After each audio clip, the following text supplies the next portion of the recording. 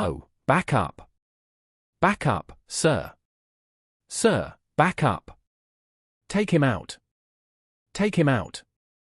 Courtrooms are no strangers to drama. From heated exchanges to shocking outbursts, but today we're diving into some of the most jaw-dropping and unforgettable moments where the most brutal killers face their death sentences. In 2003, two young men vanished after meeting Stephen at a Tampa nightclub. Their deaths were uncovered days later, instilling fear in the city's gay community.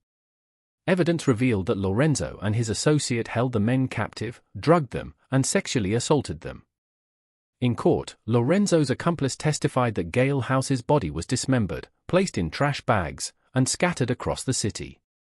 Mr. Lorenzo, you indicated that you wanted to be heard, and I, in fact, have some questions that I want to ask you. But first, let me ask you what you want to say regarding the factual basis. Factual basis is basically very good. The details of what? Say very good. Do you mean very accurate? Very accurate, thank you. Yes, very much so. They've got all the basics in there. Everything there is just the scenario of how things came to be is a little bit different, but it doesn't change the facts. Okay. And that's what I would just want to make clarify. It doesn't change the facts. I was there. Decisions were made. Things happened. People don't know this, but other people were there too. I hate to say this, and the state's not SCH could purposely left it out. And it was with Michael, with Mr. Gail House.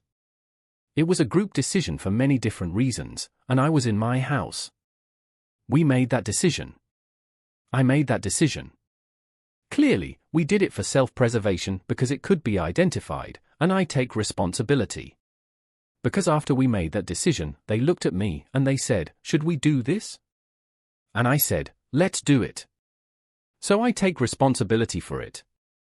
And I appreciate that, but it begs the question that I have, and that is why. Okay. Do you want me to go into a little? I won't go into gory details. I appreciate that, but I would like to know why. Okay. I was identified as being speaking with Mr. Gil House at the bar, and that's true. I didn't actually meet Mr. Gil House. Mr. Gil House had met another gentleman. The gentleman I invited back, these two gentlemen I did not know of, and they were talking to Shui, and I put this in one of my filings with the court before when they said they knew who I was. And then I realized who they were, and I said, okay, let's go back to my house. We'll party and have a good time. Mr. Shui, and we did. We go back, we're going to go in the hot tub, we're going to do all that. And at that time, Mr. Gil House, I get confused with it too. Mr. Gil House agreed to want to do, I don't want to tarnish the memory of this kid, but agreed to want to do a group thing. We did some drugs. Mr. Gil House did fall in the garage and cut himself. He actually did do that. That kind of stopped the idea of doing a group gathering or group sex, if you want to call it that. So he was with the other two guys who were bondage masters. I was a bondage master. Scott Shett was a green, he was a wannabe. So we went into the house. Mr. Gale House agreed to be bound. He said he's been done this before. He wanted to do that. So you want me to go into a little bit more? No, I just wanted to know why they're dead. Oh, okay. Well, this is the reason. I'm going, leading up to it.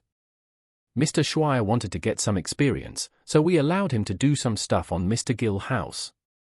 Now, I don't know if I should add this, but Mr. Schweier wanted to have a video done of him having experience as a master. He was trying, and I was videotaping it while he was doing this. Mr. Schweier got carried away. He lost control. He did that once before on a meeting I had on a group thing we did together once before and scared the heck out of the other guy. But anyway, he lost control. The kid started to scream and get all upset. We did the video. We put a gas mask on him because he did not want to be identified while being videotaped. So that's why the gas mask went on. We realized that the kid was going to probably call the police on all of us. So we had a power-up, and we said this kid can't leave. He's going to identify all four of us. So that was why the decision was made.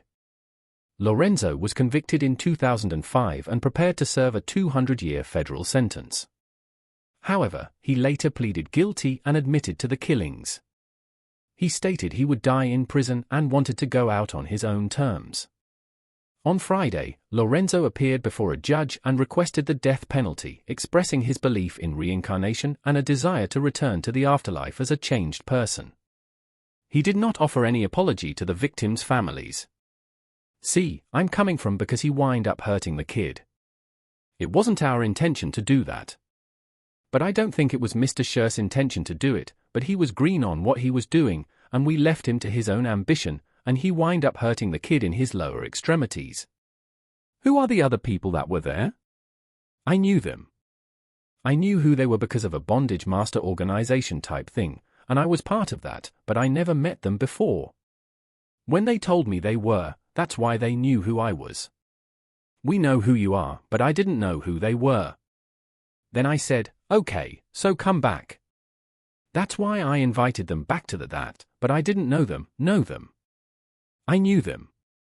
I know too, I only know their first names, because when you're in that type of club situation, you generally don't give out your last names. That's just not, it's, you meet, you greet. Do you agree to provide additional information to authorities should they seek it? I don't have their names. The thing I don't know how to contact them anymore. I remember one name was John. The other name was Chad or Chuck. I can't even remember. Chad or Chuck is the one that patched up Mr. G. House's arm and what do you call it? I don't know how far I should go with it, but I'm trying to be careful. But I don't know their names because after this happened, they split after the body was distributed, and I did not dismember that body. And there's a good reason for that. I can explain that to you. Very good reason. I don't know that it's necessary. Okay. And it was done by the person that did this because he had medical experience. It was done by Schweier and him. I stayed in front because it was a Saturday morning. There were people at my house, in my neighborhood, people all stopped and said hello to each other. If I was in the back making noise, they would come back to find out if I was where I was. So homeowner, I stayed in the front with one of the other guys, and if anybody came along, I could say I'm having work done in my garage. I cannot tell you how much what I hear from you infuriates me, I know it does. I can tell. But I don't know. You're asking me to tell you the truth. I'm telling you the truth. Are there other homicide victims other than this evening? Are there any other homicide victims that have died at your hands? No. Is there any request from the state regarding any questions that I ask of this defendant? No, Your Honor. Thank you. I'm going to find that there is a sufficient factual basis. I am going to find that Mr. Lorenzo's plea of guilty to 2 counts of first-degree murder is entered into freely and voluntarily. I am going to accept his plea of guilty to these 2 charges. At this time, we will now move to Phase 2, which is the penalty phase, and that is not something that we can complete today. We discussed last week the possibility of a mitigation counselor, and we unfortunately received some information after that. That counselor who was discussed is not available or would take over a year. This case has already lasted too long for us to wait a year to get to the sentence in this case. Dexter Johnson was 31 years old when he was executed for his role in the 2006 murders of 2 people just days after his 18th birthday. Along with 4 other teenagers, Johnson carjacked Rs, 23, and Hu and Go, 17, while they sat outside and goes home. According to court records, Johnson and the group took the couple to a secluded location. There, Johnson raped Aparis before he and another teen fatally shot both victims. The murders were part of a 25-day crime spree that included 3 additional killings. On the 3rd day of his trial, Johnson remained expressionless, staring at the defense table. Dexter Donnell Johnson, the jury has found you guilty of capital murder. In accordance with the laws of the state of Texas, this court hereby assigns your punishment of death. Ladies and gentlemen of the jury, this is going to complete your jury service. I'm going to meet you in the jury room. However, as soon as the sentence was read, Johnson erupted, hurling a chair toward the victims' families. Officers quickly subdued him, with some tackling Johnson while others worked to restore order. He had been on death row since 2007. Shut up! My wife is the god, it's God. Ladies and gentlemen, go outside. Stop.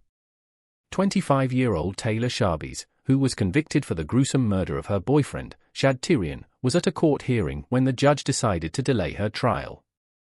However, the crazy woman decided to attack the only person in the room who was on her side. I'm looking at of May 15th for the trial. Stop it. Okay, stop.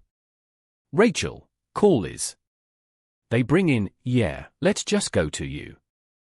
The cops quickly took her away and was later convicted of first-degree homicide and mutilation of a corpse and was sentenced to life in prison. Joseph Zieler was found guilty of killing an 11-year-old girl and her 32-year-old babysitter in 1990. After being given the penalty for the double murder, he punched his lawyer. The victims were found beaten, raped, and suffocated to death by the convict, but it would be more than 2 decades before an arrest was made in the case. At the highly charged sentence, the 61-year-old was said to have the word killer etched into his teeth. The video shows that he seemed to ask his lawyer to get closer so that he could say something to him. Even though there were 2 police officers around him, Zieler punched his lawyer. What's that? All right, all right. Are you okay? I'm fine. Relaxed. Don't, relax. I used to box. I've taken a lot better shots than that. Yeah, relax. Relax. Right away, the cops around him tackled him to the ground. When the judge asked the lawyer if he was okay, he said, I'm fine. I was a boxer before, and I've taken much better shots than that. Next, we have one of the most shocking cases ever, as the suspect didn't even want to hear what he had done.